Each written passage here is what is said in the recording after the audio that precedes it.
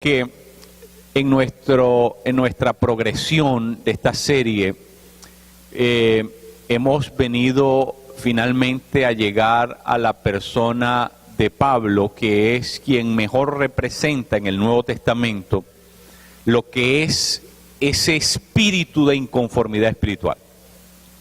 Pablo es tal vez la persona que buscó con más profundidad, con más ahínco, con más intencionalidad, buscó, ¿verdad?, vivir de una manera cercana, profunda, buscó cultivar esa relación con Dios de una manera muy, muy especial, muy tremenda.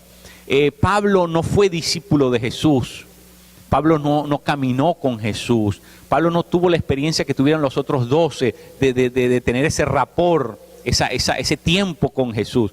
Sin embargo, Pablo no permitió que eso se convirtiera en un obstáculo para conocer a Jesús.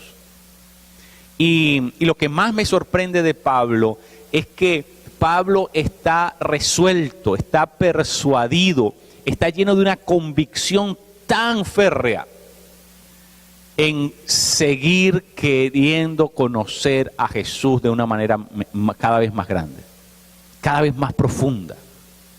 Entonces yo creo que esto tiene un valor, tiene un significado que nosotros necesitamos entender. En la vida de Pablo, que nos resulta un gran ejemplo para nosotros como cristianos, como creyentes.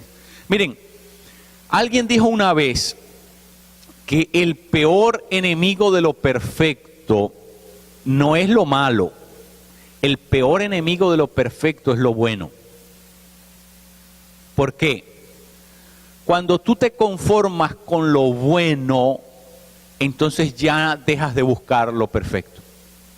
¿Ve? Hay personas que hacen que transan de alguna manera. ¿Verdad? Llega un punto en su vida en que dice, bueno, ya yo alcancé cierto logro, ya estoy a cierto nivel, ya aquí me voy a quedar. Y entonces abandonan la posibilidad de seguir adelante, de seguir creciendo, ¿verdad? Esa es la diferencia, ¿verdad? El que se conforma con lo bueno, pues nunca llega a la excelencia.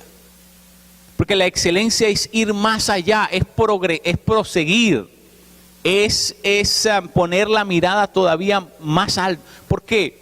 Porque Dios quiere que nosotros nunca lleguemos a interrumpir nuestro proceso de crecimiento en esa relación, de cultivar esa relación, esa experiencia vital, dinámica con Él, que sea algo que siempre esté en movimiento, siempre esté en expansión, siempre esté en crecimiento.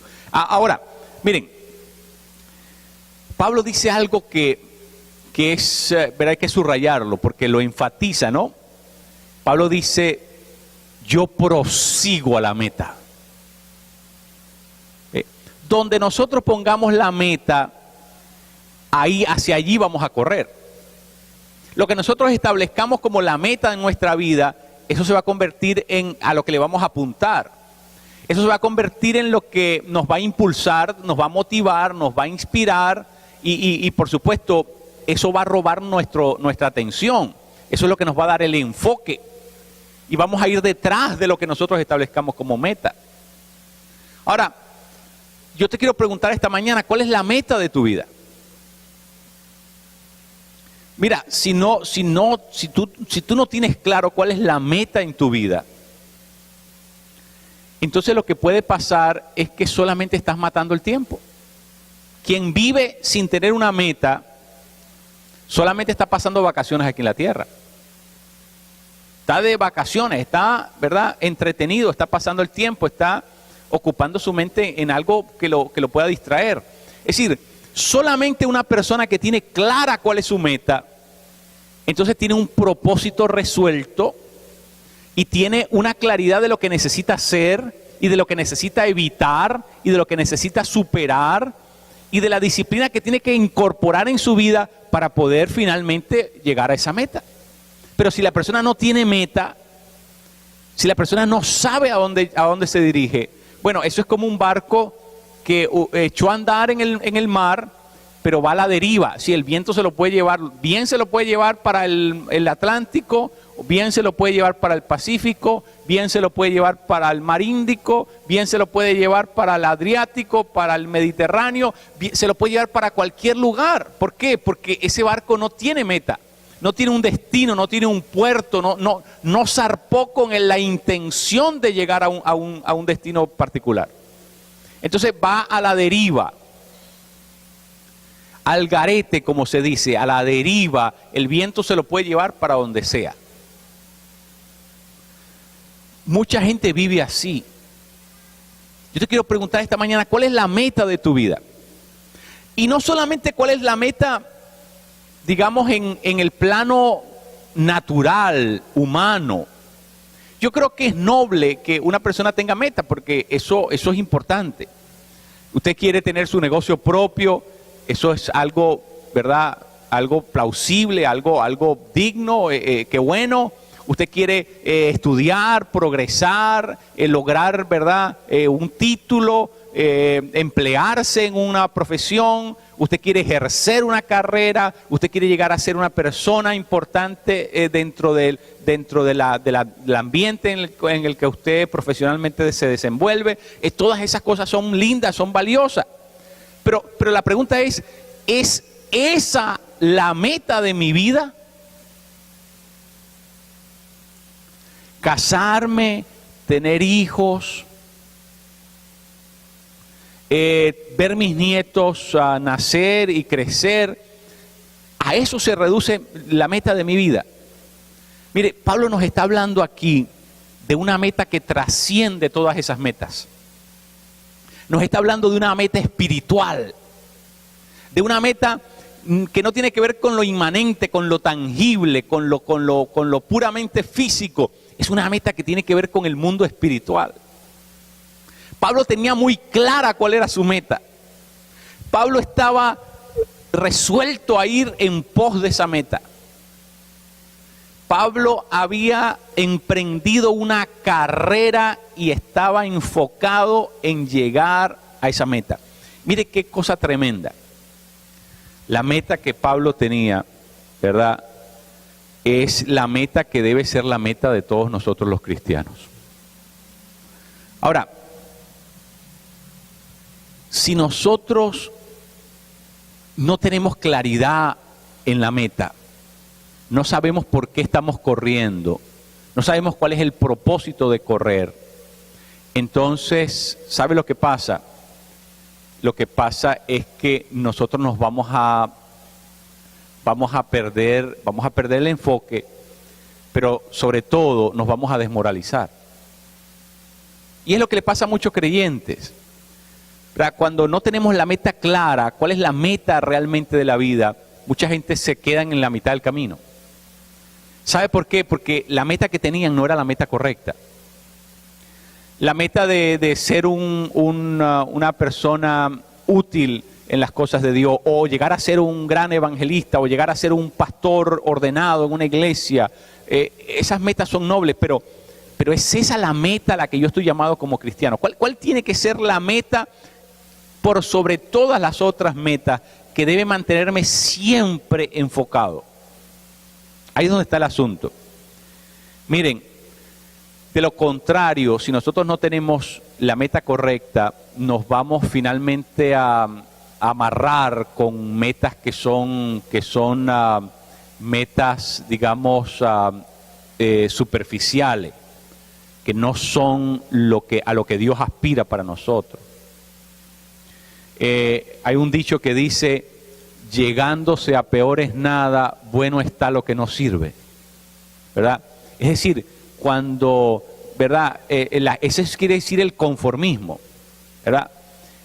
Llegándose a peor es nada, es decir, cuando, bueno, ¿verdad? Es mejor tener esto que lo peor, y entonces la persona tranza en su vida y dice, se conforma con algo, ¿verdad? Como la persona que dice, bueno, yo llegué desnudo al mundo, mi madre me echó desnudo al mundo y ya tengo ropita encima, ya tengo ganancia, ¿no? Y entonces la persona se conforma el resto de la vida con lo poco que tiene. No tiene aspiración a otra cosa. ¿Ve? Entonces eso se llama la mediocridad. Cuando una persona se estaciona y ya deja de aspirar a algo más, deja de seguir, para de correr, corta su meta y ya deja de tener sueño, deja de tener un sueño por el cual luchar, por el cual seguir. Miren, lo interesante de Pablo es que Pablo tenía una meta y no había nada que lo podía persuadir a dejar de correr en esa meta, hacia esa meta. ¿Cuál es la meta que tú tienes? Mire, la única meta legítima para un cristiano es la que Pablo menciona aquí. Pablo dice, mi meta es conocer a Jesús en el poder de la resurrección. Todo lo he dejado. Todo es considerado pérdida con tal de lograr una cosa, y es que yo conozca a Jesús, es que yo tenga un encuentro, yo tenga una relación profunda con Él. Mire qué interesante, la meta de Pablo no era fundar 1000 iglesias, ni era convertir 1 millón de personas, ni era llegar a más ciudades. Esas son metas nobles. Pero qué interesante, la meta de Pablo no era ese tipo de meta. La meta de Pablo era estar más unido a Jesús, era conocer más a Jesús, era disfrutar más su presencia, era poder disfrutar más a Dios. Qué tremendo, qué interesante, porque esto de alguna manera nos deja ver cuál debe ser la verdadera motivación de lo que nosotros buscamos. ¿Cuál debe ser la verdadera motivación de la vida humana? ¿Cuál debe ser la verdadera intención de lo que nosotros hacemos? Porque no hay una meta más noble que esta. Y cuando esa no es mi meta en la vida, mi gran meta en la vida, entonces todas las otras metas pierden su valor y su sentido. Cuando mi meta no es conocerlo más a Él, tener una relación cada vez más profunda con Él, meterme en su presencia, conocerlo más, ser como Él es. Si esa no es mi meta, entonces todas las otras metas que yo tenga pierden su significado. ¿Sabe por qué? Porque ninguna de las otras metas están justificadas, a no ser que mi gran meta sea esa. Porque todas las otras metas están salpicadas de egoísmo, están salpicadas de nuestra propia búsqueda, están salpicadas de nuestros propios intereses, de nuestras propias agendas. Por eso, qué tremenda lección nos da Pablo. ¿Sabe lo que pasa, mi querido? Pablo, aunque no había caminado con el Señor, no había sido un discípulo, no había disfrutado de esos 3 años con Jesús, nunca conoció a Jesús, Pablo no conoció a Jesús como los otros discípulos. Sin embargo, se convierte porque Jesús se le aparece en el camino a Damasco y tiene una conversión que yo la llamo la conversión fulminante. A Pablo lo convirtieron con un puñetazo, ¿verdad? Y lo noquearon en el primer round. ¿Y quién no se va a convertir así, verdad? Cuando tiene se estrelló contra Dios. Qué manera de convertirse a la fe. Pero ¿sabe lo que pasa, mi querido? Cuando uno se convierte así, uno descubre que Dios es real. Y una vez que Pablo se enteró de que Dios es real, se volvió un loco frenético en buscar más de esa persona. Pablo descubrió en su conversión que Dios es una persona que se quiere relacionar con nosotros. Hasta que nosotros no descubramos eso en nuestra vida espiritual es es una cosa aburrida, amorfa, algo que no tiene sentido, ni dirección, ni orientación. Es algo que se convierte en algo tedioso, en algo aburridor, en algo frustrante. Lo primero que necesitamos entender, y Pablo lo entendió en el primer minuto de su conversión, es que Dios es una persona. Dios es real, Dios existe, Dios se manifiesta, Dios me está buscando, Dios quiere estar conmigo. Pablo, eso le quedó claro.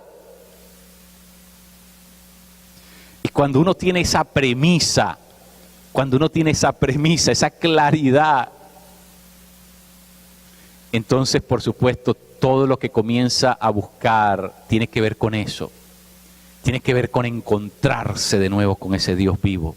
Tiene que ver con estar en la presencia de ese Dios vivo. Eso es lo que hace la vida cristiana diferente a cualquier otra vida. Es que nosotros podemos interactuar con Dios persona. Dios es un Dios personal. Dios quiere que tú lo conozcas. Dios quiere que tú tengas una experiencia con Él. Dios no es una fuerza. Dios no es una energía. Dios no es un ente, una cosa rara. Dios es una persona. Y quiere que tú tengas una relación en ese nivel con Él. Así como tú conoces a tu esposo, a tu esposa por medio de una experiencia de años, una trayectoria. Pero Dios quiere que tú vengas a conocerlo a Él, a caminar con Él, al vivir con Él. Y esa es la meta que Pablo tenía. Todo lo demás era secundario. Porque lo que Pablo quería y la meta que se había establecido era conocer más a la persona de Dios. ¡Wow! ¡Qué tremendo! Alguien hubiese preferido que Pablo dijera, no, mi meta es alcanzar al mundo para Cristo. Esto es algo heroico, ¿verdad? Pero no, mi querido, esa no era la meta de Pablo. A Pablo le hubiese gustado que eso sucediera. Eso era un anhelo tal vez de Pablo, pero su meta era Dios mismo. Cuando tú tienes una meta fuera de Dios mismo, en el fondo estás buscando tu propio beneficio. Soren Kierkegaard decía que el corazón puro se caracteriza porque solamente desea una cosa. Nuestro corazón es impuro cuando desea dos cosas, o desea tres, o desea cuatro, o desea cinco. Solamente cuando lo reducimos todo a un solo anhelo, el corazón llega a ser puro. Pablo solamente quería una solita cosa.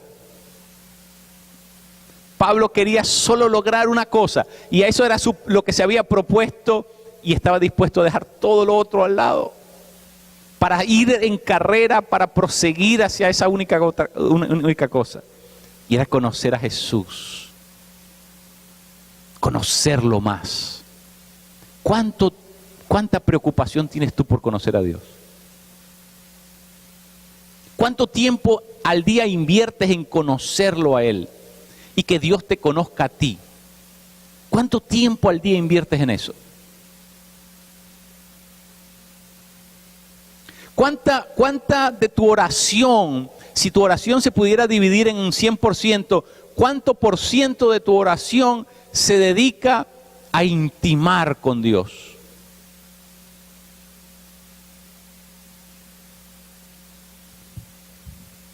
Pablo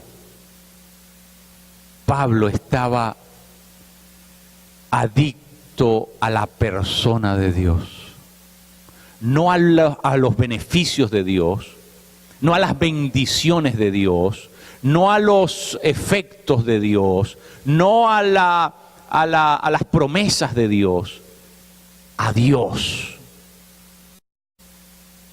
Mire, no es lo mismo comerse la manzana que comerse el árbol de manzana. Son dos cosas diferentes. Muchas veces nosotros vamos detrás de las manzanas pero no tenemos preocupación por el árbol. Muchas veces vamos detrás de los beneficios de Dios, de lo que Dios me puede dar, de la bendición que Dios me quiere dar, de la prosperidad que viene, de las promesas que Él... ¿Y sabe lo que estamos haciendo en el fondo? Nos estamos buscando a nosotros mismos. Nuestros intereses, nuestra satisfacción, nuestro placer, nuestro confort, nosotros. Pero ¿tú tienes alguna preocupación en Dios como persona? ¿Cuánto tiempo pasas buscando a la persona de Dios?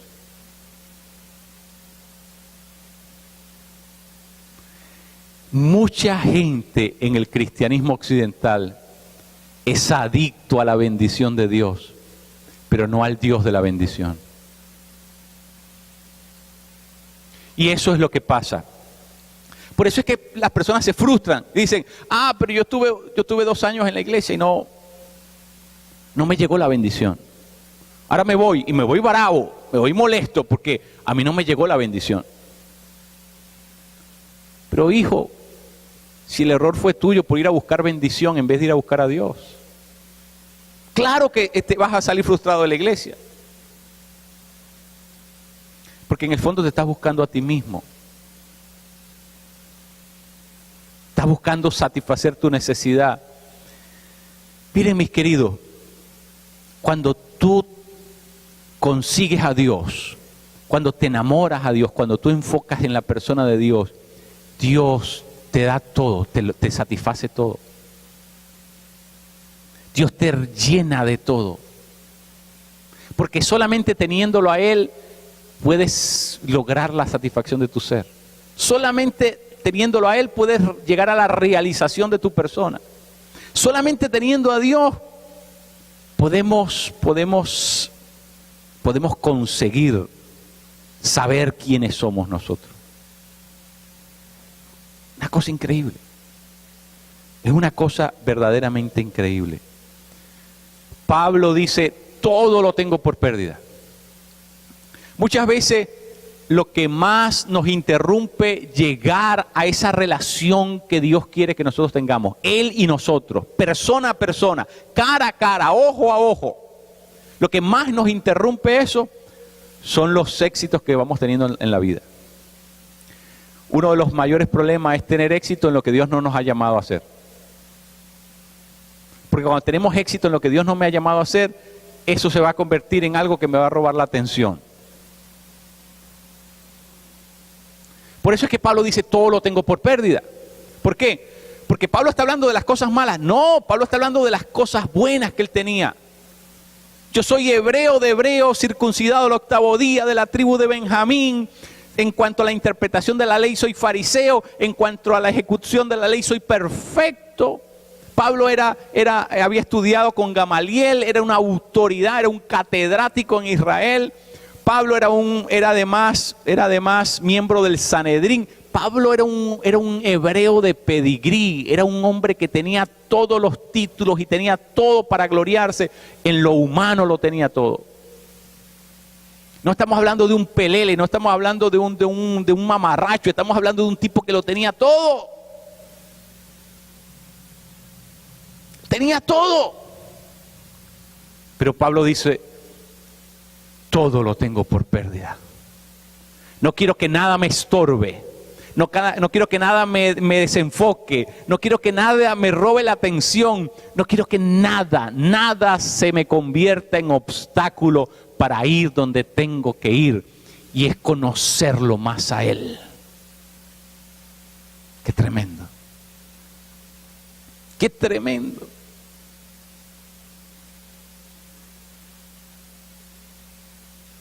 Muchas veces nuestros éxitos, nuestros logros, ¿verdad?, nos desenfocan, nos interrumpen seguir adelante, nos quitan la mirada donde teníamos que haberla puesto. Miren, John Wesley, ya estando en lecho de muerte, estando esperando la muerte en su casa, le escribe una carta a William Wilberforce, que fue nada más y nada menos que miembro del Parlamento inglés y quien por 41 años había luchado por la liberación de los esclavos, la emancipación de los esclavos en Inglaterra. Este hombre estaba tan frustrado después de 41 años luchando con ese asunto, empujando esa agenda y no habiendo logrado nada. Wilberforce decidió dedicarse a ser pastor. ¿Sabe por qué? Porque Wilberforce tenía éxito como predicador. Nadie lo escuchaba en el parlamento, pero cuando hablaba en las iglesias tenía un resultado, un efecto positivísimo. Sin embargo, Wesley le manda una carta y le dice: no te vayas al ministerio, quédate en el ministerio que Dios te ha dado, el ministerio de la libertad. Pocos meses después de la muerte de Wesley, finalmente Wilberforce en el Parlamento inglés logró pasar una ley que abolió completamente con la esclavitud. Siempre hay algo que nos quiere robar, sacar de la meta, o bien sea la frustración o bien sea el éxito que podamos tener en otra cosa. Pero yo te quiero decir esta mañana, mi querido, la meta de un cristiano es conocerlo más a Él para que podamos ser como Él es. Primera de Juan, capítulo 2, verso 6 dice: el que dice que permanece en Él debe vivir como Él vivió. El que dice que permanece en Él debe vivir como... Esa es la meta de nosotros los cristianos. Es llegar a vivir como nuestro Señor. Es llegar a vivir como nuestro Señor. Es que se forme en nosotros lo que vemos en Jesús. La misma compasión, el mismo amor, el mismo carácter. Eso se forma en nuestras vidas. Y las acciones de Jesús, las obras de Jesús, lleguen también a ser. Pero ¿sabe qué, mi querido? Eso solamente pasa cuando nosotros lo conocemos a Él. Cuando nosotros nos enfocamos en Él. Cuando nosotros nos enamoramos de Él. Pablo estaba entregado a una sola cosa. Y era conocer más a Jesucristo. ¿A qué estás entregado tú? ¿Cuál es la meta que tú te has propuesto en la vida? Si tú eres cristiano, la única meta válida, legítima, auténtica, es cuando nosotros determinamos conocerlo más para que lleguemos a ser más como Él es. ¿Estamos nosotros dispuestos a eso? Mire, Pablo fue la persona que más reveses tuvo y nunca se resintió con esos reveses. Nunca dijo: voy a tirar la toalla, me retiro del ministerio porque me han apedreado, he sido náufrago, he pasado hambre, he pasado desnudez, me han vituperado, me han levantado falso, me tienen pasando necesidades. Pablo nunca se quejó de nada. ¿Sabe lo que Pablo dijo? Todo eso que he pasado me acerca más a Él, porque me acerca al sufrimiento de Jesús, y sufrir por causa de Él es un privilegio que no estoy dispuesto a perdérmelo. ¿Tipo está loco? No. El tipo estaba demasiado claro a dónde quería ir. El tipo estaba demasiado claro cuál era su meta en la vida. Cuando tú y yo tenemos una sola meta, ¿sabe qué, mi querido? no importa lo que te digan, no importa las frustraciones, la gente que se burle de ti, o no importa los reveses, las adversidades, las contrariedades, no importa los obstáculos. Cuando tú tienes claro dónde quieres ir, tú sabes que ese es el plan de Dios para ti, tú sabes que eso es lo que Dios quiere de ti, tú vas a meter vas a hacer tú contra el mundo, pero lo vas a hacer con la mejor disposición y con la mejor entrega y con el mejor esfuerzo, porque sabes que esa es la voluntad de Dios para tu vida. Pablo era un loco. Pablo era un loco. Hemos estado hablando de los locos y yo no sé, hemos hecho una serie completa acerca de los locos. Pero es que a Dios le gustan los locos. La gente que no calcula. ¿Cuánto me va a costar hacer esto? Y entonces sacamos la matemática de cuánto me va a costar servirle a Dios. Y sacamos la matemática y ya vamos en rojo y decimos, no, servir a Dios no vale la pena. Los números dicen que no vale la pena servir a Dios. Y le voy a decir una cosa. Si usted lo ve humanamente, los números siempre le van a dar rojo. Por eso es que Dios quiere que tú lo busques a Él. No busques el ministerio. Búscalo a Él. No busques ser pastor. Búscalo a Él. Porque si llegas a ser pastor y todavía no lo has encontrado a Él, te vas a frustrar.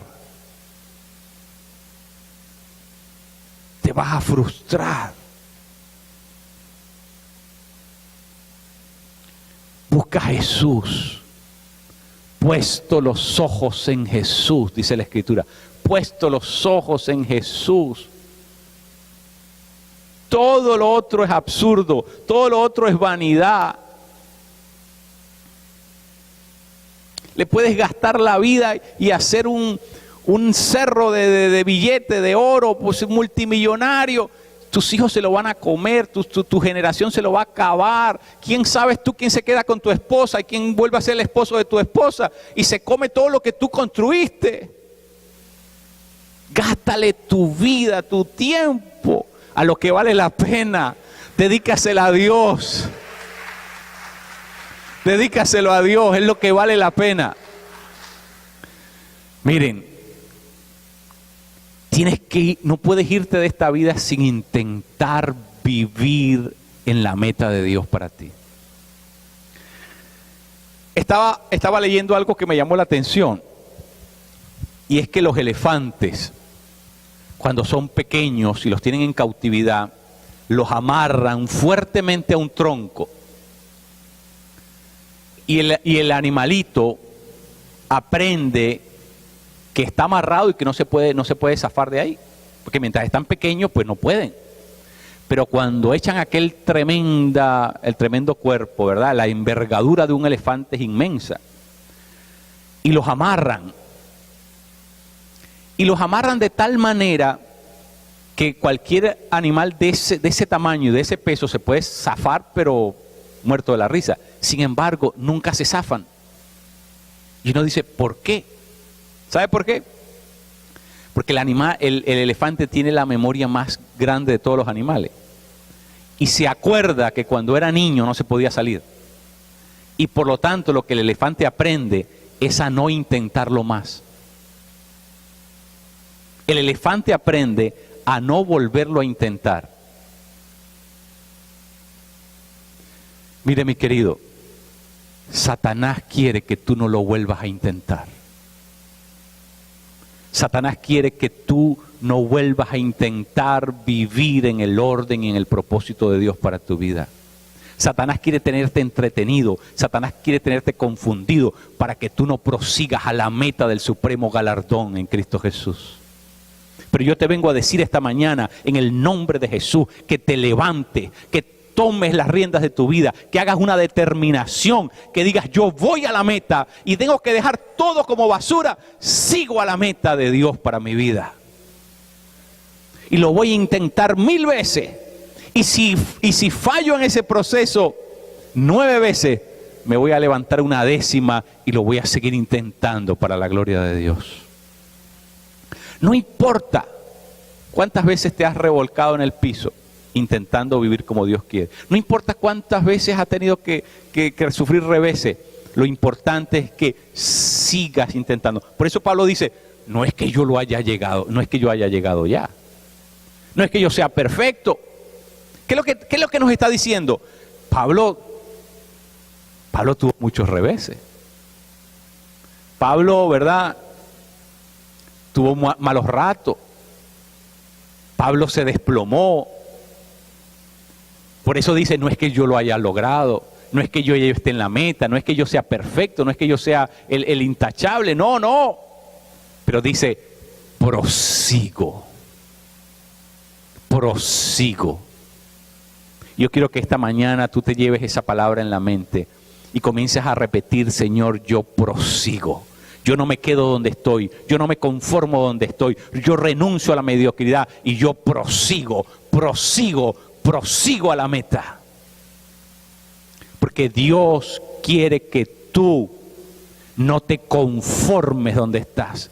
Porque si te conformas, ¿verdad? Te invade el espíritu de conformismo. Te invaden las aguas tibias del conformismo. Dios quiere que tú determines en el nombre de Jesús proseguir hacia la meta del supremo galardón. Nos ponemos en pie.